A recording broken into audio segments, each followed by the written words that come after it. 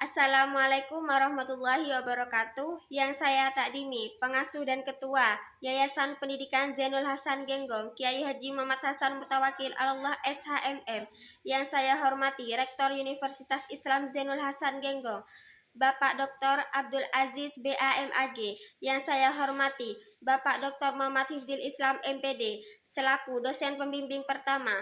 Yang saya hormati, Bapak Saifuddin Suri MEI, selaku dosen pembimbing kedua. Tak lupa kedua orang tua saya yang telah mendukung dan mendoakan sampai saat ini. Di sini saya akan mempresentasikan proposal skripsi saya yang berjudul Upaya Meningkatkan Pemasaran Produk Rengginang Studi Kasus pada UMKM Bintang 5 Panarukan Situbondo. Penjelasan yang pertama yaitu Bab 1 pendahuluan menyangkut 4 pembahasan, yaitu latar belakang, fokus penelitian, rumusan masalah, kajian penelitian terdahulu. Yang pertama yaitu latar belakang masalah. Pemasaran adalah memperkenalkan suatu produk agar dikenal oleh masyarakat. Pengembangan perusahaan ditentukan dengan kemampuan membangun upaya karena memaksa pengusaha untuk kedepannya banyak melakukan pengembangan dan inovasi. Tentunya setiap usaha harus melakukan upaya dalam pengembangan usahanya, karena dari upaya yang diketahui bisa menjadi peluang yang sangat besar bagi pengusaha. Seperti produk Rengginang Bintang 5 melakukan upaya untuk pengembangan usahanya. Yang kita lihat pada saat ini, pemasaran banyak memanfaatkan media sosial. Produk Rengginang Bintang 5 memiliki 7 rasa. Dalam pengembangan usahanya, upaya yang dilakukan yaitu memanfaatkan media sosial. Fokus penelitian yang pertama yaitu upaya dalam pemasaran produk Rengginang pada UMKM Bintang 5. Yang kedua, proses pemasaran rengginang pada UMKM Bintang 5. Dan yang terakhir yaitu pemasaran rengginang di UMKM Bintang 5 dengan kesesuaian pemasaran Islam. Pembahasan selanjutnya yaitu rumusan masalah. Yang pertama, bagaimana upaya dalam pemasaran produk rengginang pada UMKM Bintang 5. Yang kedua, bagaimana proses pemasaran rengginang pada UMKM Bintang 5. Yang ketiga, bagaimana pemasaran produk rengginang di UMKM Bintang 5 dengan kesesuaian pemasaran Islam. Selanjutnya, penelitian terdahulu yang pertama oleh Yoga Adianto dengan judul Analisis Strategi Pemasaran Makanan Tradisional Rengginang di Kabupaten Pandeglang. Persamaannya yaitu sama-sama melakukan pengembangan usaha untuk pemasaran menjadi lebih baik. Perbedaannya adalah penelitian terdahulu oleh Yoga yaitu pemasaran yang digunakan hanya menggunakan cara pembeli mendatangi langsung rumah penjual. Sedangkan penelitian sekarang pemasaran digunakan memanfaatkan media sosial. Yang kedua yaitu Rizda Pratiwi dengan judul Strategi Pengembangan Usaha Rengginang Pulut dengan metode analisis SWOT studi kasus pada Rengginang Pulut CV Uljaya di Desa Kebun Lada, Kecamatan Hunai, Kabupaten Langkat. Persamaannya yaitu sama-sama melakukan pemasaran dengan cara menggunakan promosi dan menggunakan media sosial. Perbedaannya, penelitian terdahulu oleh Rizda Pratiwi yaitu Rengginang Pulut melakukan pengembangan pemasarannya menggunakan metode analisis SWOT. Sedangkan penelitian sekarang, pemasaran yang dilakukan oleh penelitian sekarang menggunakan media sosial dan tidak menggunakan metode. Selanjutnya, kajian teori. Yang pertama, pemasaran. Pemasaran punya 3 bagian, yaitu yang pertama definisi pemasaran, definisi tujuan pemasaran, dan yang terakhir prinsip-prinsip pemasaran.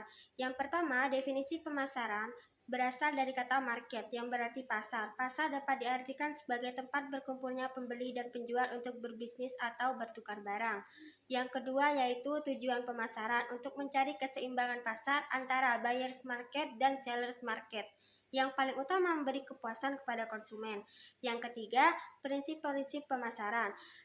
Yang pertama, organisasi yang melakukan tugas atau kegiatan pemasaran. Yang kedua, barang-barang dan jasa yang dipasarkan. Yang ketiga, pasar yang akan dituju. Yang keempat, perantara yang akan membantu dalam pertukaran barang dan jasa. Yang terakhir, faktor lingkungan dan lainnya.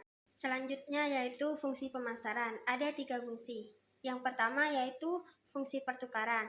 Yang kedua, fungsi distribusi fisik. Dan yang terakhir adalah fungsi perantara.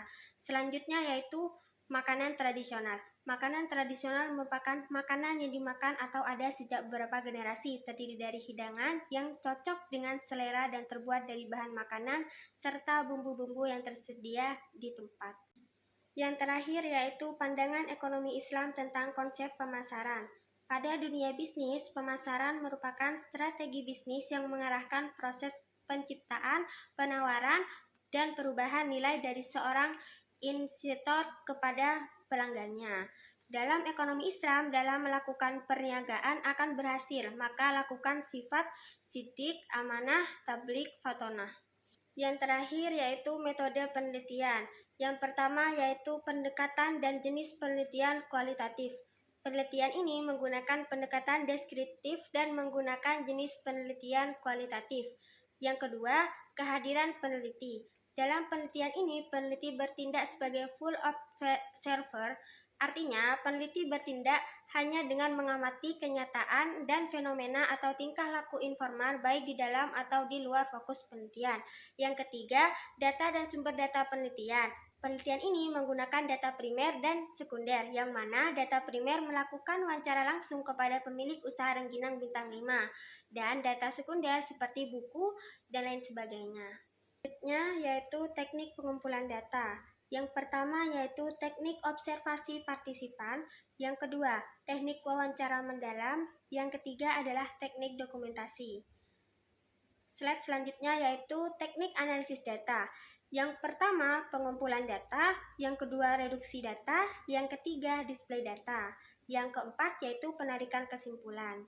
Dan yang terakhir, pengecekan keabsahan temuan. Yang pertama, triangulasi data. Yang kedua, triangulasi teori. Dan yang terakhir adalah triangulasi metode pengumpulan. Sekian dari saya, kurang lebihnya mohon maaf. Wassalamualaikum warahmatullahi wabarakatuh.